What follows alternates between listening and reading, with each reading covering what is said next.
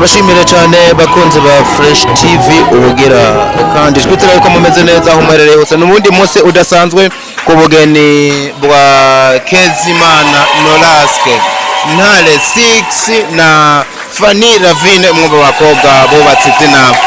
muri sinema nk'uko mubizi nubukwe budasanzwe bwari butegerejwe n'abantu benshi aho mwanya tuvugana turi ku rushengero hagiye kubera ibirori byo guhezagira ibirori ubona yuko kabisa niko kuvuga ngo byahatswe gusiba ariko imvura ni nyinshi hasi hejuru ariko byanka byakunda biraza gukunda mwarabonye ibirori byo gutera ivi mubona ibirori byo kuja gukwa mwabonye ibirori byo muri Etat Civil ubu nundi munsi udasanzwe wo kubona ibirori by'ubugeni bwabo uwitwa Noraske Asimbane Fanny Ravine izuba riva turabakunda cyane tubane muri no birori bidasanzwe.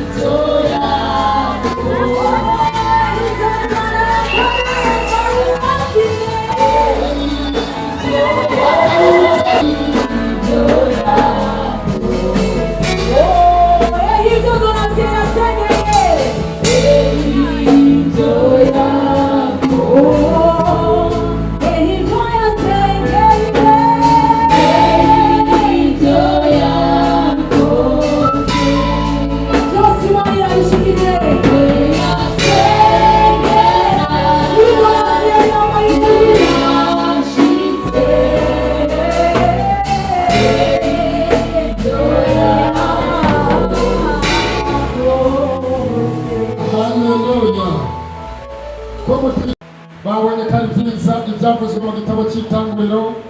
uyu munsi ko bitacika ubuzima bitacitwa indoto ubugira kandi gusa byiza ko umuntu yibana ariko Imana Noraske basengeye byashitse Mana turaguhaye icyubahiro turinjiye muri kino kibanza kutubere alfa kandi twasuroka uza kutubera omega turagushimiye turaguhaye icyubahiro k'ibikorori byose biza gukoreka kubahezagira ijambo ry'umugisha riza kwaturwa kuri bo Mana zose tubishyize mu biganza byawe turavuze ngo uri Imana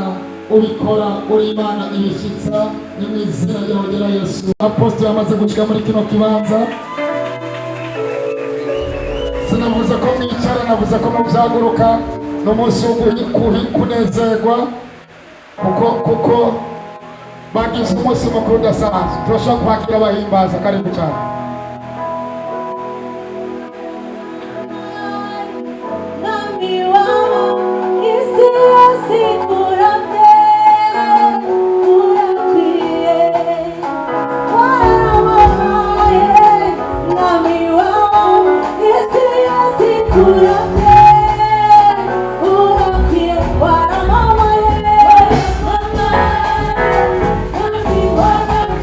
See